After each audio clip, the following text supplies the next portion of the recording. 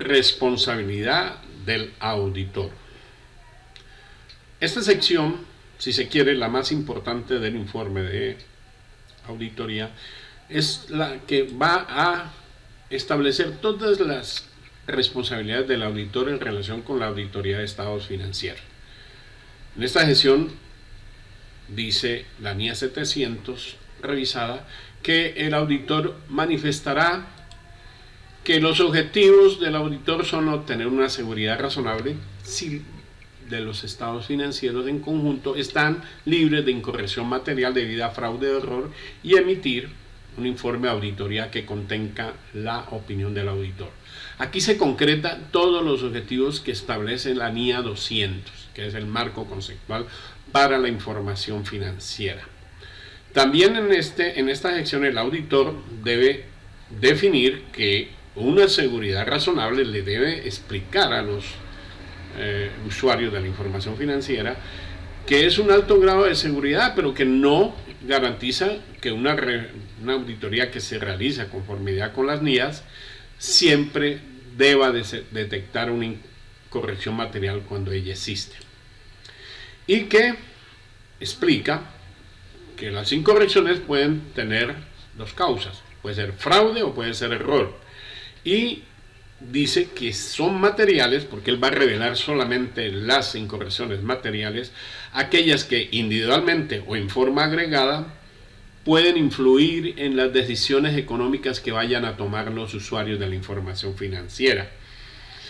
También proporcionará una descripción de la importancia relativa de conformidad con el marco de información financiera para 2018, emitido en el 2018. Entonces, aquí se está esclareciendo cuáles las fundamentales responsabilidades, que son muchas, pero estas son las fundamentales.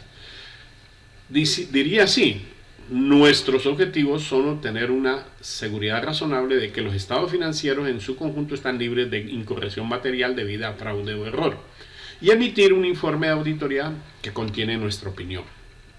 Seguridad razonable es un alto grado de seguridad, pero no garantiza que una auditoría realizada de conformidad con las NIAs siempre detecte una incorrección material cuando existe.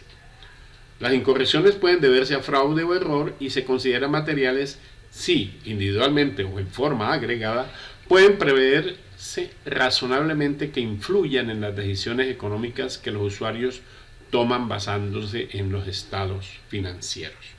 Como puede ver, aquí está toda la esencia de la NIA 200 y está dando de claridad a los usuarios de la información financiera. Pero también, además de esto, que es lo fundamental, se describen una serie de responsabilidades. Pero, como son muchas, la NIA 700 establece que todas las responsabilidades que se van a describir a partir de este punto pueden ser colocadas en el cuerpo del dictamen o del informe, tal como lo vamos a mostrar aquí, o pueden ser puestas en un anexo que forma parte del informe. Esto es lo más adecuado porque son muchas y eso es bastante engorroso para las personas que leen el informe o que escuchan el informe del auditor. También en algunos países es posible de que las entidades reguladoras tengan en su página web una capítulo donde están todas estas responsabilidades transcritas tal cual como las vamos a mirar aquí. Entonces el auditor puede hacer una remisión a el link de la página web de la entidad, por ejemplo una superintendencia, en el cual están todas esas responsabilidades, y eso como una manera de mejorar el informe porque es demasiado largo. Entonces, a partir de ahora se establece que el auditor aplica su juicio profesional y es una persona que mantiene el escepticismo profesional durante toda la auditoría. Debe decirse: como parte de una auditoría de conformidad con las NIA, aplicamos nuestro juicio profesional y mantenemos una actitud de escepticismo profesional durante toda la auditoría. Y las responsabilidades del auditor empiezan a describirse, además de las anteriores, Identificar y valorar los riesgos de incorrección material de los estados financieros que se originan por un fraude o por un error. Por supuesto que error es algo que se hace sin intención y fraude es algo que es un error intencionado con el fin de obtener un beneficio para quien lo comete o para terceros. También debe decir que diseña y aplica procedimientos de auditoría que respondan a los riesgos que se han detectado. Obtener evidencia de auditoría suficiente y adecuada que lo convenza al auditor para dar su opinión. También debe establecer que el riesgo de que no se detecte una incorrección material debida al fraude es muy elevado, porque claro, allí entran, cuando es un error intencionado, entran muchas variantes que pueden ser, por ejemplo, colusión, falsificación, omisiones deliberadas, manifestaciones intencionalmente erróneas o elusión del control interno. Todo eso es intencionado y por lo tanto es más difícil para un auditor detectar. Entonces miremos cómo quedaría. Identificamos y valoramos los riesgos de incorrección material en los estados financieros debido al fraude o error. Diseñamos y aplicamos procedimientos de auditoría para responder a dichos riesgos y obtenemos evidencia de auditoría suficiente y adecuada para proporcionar una base para nuestra opinión. El riesgo de no detectar una incorrección material debida a fraude es más elevado en el caso de una incorrección material debida a error, ya que el fraude puede implicar colusión, falsificación, omisiones deliberadas, manifestaciones intencionalmente erróneas o la elusión del control interno. Ahí se está estableciendo claramente para los usuarios esas condiciones. También él debe manifestar que obtuvo conocimiento del control interno importante para la auditoría, así buscando diseñar procedimientos que sean adecuados de acuerdo a las circunstancias. Y no, eso es muy claro, no hace ese conocimiento del control interno para emitir una opinión sobre la eficiencia y eficacia del control interno. Esto es para que los usuarios de su informe no vayan a confundir de que él hace evaluación del control interno para decir si es eficiente o no. Él simplemente lo hace para poder establecer cuáles son las pruebas y cuál es el alcance y cuál es la oportunidad de aplicación de las pruebas que lo convenzan a él de la información financiera. Cuando haya necesidad, que no es el caso para nuestro país, porque una auditoría de estados financieros históricos, aquí no se obliga a emitir una opinión sobre la eficacia y eficiencia del control interno, pero la revisoría fiscal sí. El revisor fiscal sí lo hace porque él emite una opinión profesional sobre la eficiencia y eficacia del control interno. Por lo tanto, para nuestro país no hay evaluación del control interno para emitir una opinión desde el punto de vista de la auditoría de estados financieros. Puede que en otros países exista. Entonces, si eso es así, la NIA dice que debe explicar esta situación. Entonces, quedaría así. Obtenemos conocimiento del control interno relevante para la auditoría con el fin de diseñar procedimientos de auditoría que sean adecuados en función de las circunstancias y no con la finalidad de expresar una opinión sobre la eficacia del control interno de la entidad. Siempre debe decirse esto para que no haya confusión por parte de los usuarios. Diferente del control de la revisoría fiscal, que sí es un control. Evaluar cómo fue las políticas contables que aplicó el gobierno corporativo, si son adecuadas, si hay razonabilidad en las estimaciones contables y en la información que revela la dirección. Entonces el párrafo estaría así. Evaluamos la adecuación de las políticas contables aplicadas y la razonabilidad de las estimaciones contables y la correspondiente información revelada por la dirección. Toda esta parte tiene sus respectivas normas internacionales de auditoría para hacerlo. También debe manifestar que debe concluir sobre la adecuado y la utilización adecuada de la hipótesis fundamental de empresa en funcionamiento o empresa en marcha. Esto ya se había establecido en una sesión especial en el caso de que las empresas revelen que hay una incertidumbre acerca del futuro de la empresa en la parte de continuidad o empresa en marcha o empresa en funcionamiento. Es fundamental porque si esa hipótesis no es verdadera, los estados financieros no pueden elaborarse conforme a las NIF. Eso es lo claro. Entonces, si la empresa detecta que hay incertidumbres y la revela, el auditor, ya lo vimos, hace una sesión especial en la cual establece esa incertidumbre sin que esto implique una opinión modificada. Pero si la empresa elude o no hace la revelación, inmediatamente se produce una opinión modificada en el cual se va a ver, por lo más seguro es que es una opinión desfavorable. Entonces se establece de esta manera.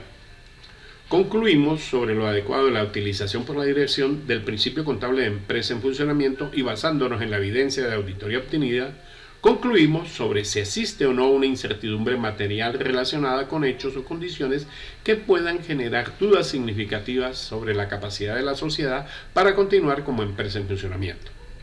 Si concluimos que existe una incertidumbre material, se requiere que llamemos la atención en nuestro informe de auditoría sobre la correspondiente información revelada en los estados financieros, o si dichas revelaciones no son adecuadas, que expresemos una opinión modificada. Las conclusiones que obtiene el auditor se basan en todo lo que él obtuvo hasta la fecha en que él abandona las instalaciones del cliente. Y esa es la fecha que debe llevar el informe, porque hasta ahí llega su responsabilidad. Pero si hay hechos futuros que posteriores a esta fecha, puede suceder de que la empresa pueda no ser una empresa en funcionamiento, y él debe dejar claro eso en su informe, porque es su responsabilidad. Nuestras conclusiones se basan en la evidencia de la auditoría obtenida hasta la fecha de nuestro informe de auditoría. Sin embargo, hechos o condiciones futuros pueden ser causa de que la sociedad deje de ser una empresa en funcionamiento.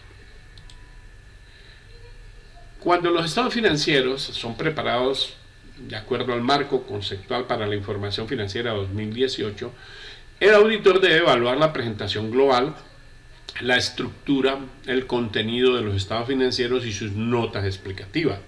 Y si los estados financieros representan las transacciones y los hechos subyacentes para que presenten eso que busca el marco, que es la presentación fiel, la imagen fiel. Debe manifestar que el auditor se comunica con los responsables del gobierno de la entidad o gobierno corporativo con otras cuestiones tales como el alcance y el momento de realización de la auditoría que se planificó, los hallazgos significativos, o sea, los hallazgos que tengan materialidad, así como cualquier deficiencia significativa del control interno que el auditor identifique en el transcurso de la auditoría. Todo eso está establecido en NIAs específicas, que es lo que se llama la comunicación con el gobierno de la entidad o encargado del gobierno de la entidad. Y esto quedaría en el informe de la siguiente manera. Comunicamos con los responsables del gobierno de la entidad en relación con entre otras cuestiones, el alcance y el momento de realización de la auditoría planificados y los hallazgos significativos de la auditoría, así como cualquier deficiencia significativa del control interno que identifiquemos en el transcurso de la auditoría. Ahora bien, esta parte no es obligatoria para todas las entidades porque se refiere a las entidades del grupo 1 o entidades cotizadas o entidades que son de interés público. En este caso, el auditor debe, cuando es una empresa cotizada o de interés público, debe manifestar en su informe que ha proporcionado al gobierno corporativo una declaración de que él cumple con los requisitos de ética establecidos en las normas internacionales, y es el código de ética de la YES-BOIFAC. Por lo tanto, él aplica las normas internacionales de independencia, y que esto es muy clave para destacar que el auditor es independiente, y además que ha aplicado esas normas de independencia y sus correspondientes salvaguardas le ha hecho frente a eso. El párrafo quedaría así: también proporcionamos a los responsables del gobierno de la entidad una declaración de que hemos cumplido los requerimientos de ética aplicables en relación con la independencia y comunicado con ellos acerca de todas las relaciones y demás cuestiones de las que se pueda esperar razonablemente que se puedan afectar a nuestra independencia, y en ese caso las correspondientes salvaguardas. En este mismo caso se debe indicar a los responsables del gobierno de la entidad, estamos hablando de las entidades del grupo 1, que todas aquellas cuestiones que han sido de significatividad en la auditoría de los estados financieros se han comunicado con ellos. El auditor tiene una sesión especial para estas cuestiones clave de auditoría y ya fueron comunicadas al gobierno corporativo. Pero la NIA 700 revisada dice que cuando hay circunstancias que no son muy frecuentes, que el auditor dentro de su juicio profesional considere que no se debe informar en el informe estas cuestiones claves porque podría traer más daño que beneficio, él puede tal vez no hacer alusión a ellas dentro del informe, pero eso es muy poco frecuente porque puede haber malinterpretación de los terceros de ciertas cuestiones claves.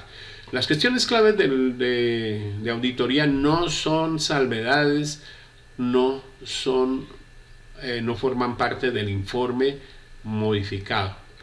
Es algo que él considera que se debe destacar, entonces debe sopesar muy bien esta parte. La responsabilidad del auditor eran las que acabamos de establecer, y como vemos es muy importante que definamos si colocamos solamente un párrafo y lo demás lo colocamos en un anexo al informe, porque como ven es algo bastante farragoso de establecer y que puede aburrir a los usuarios del informe del auditor.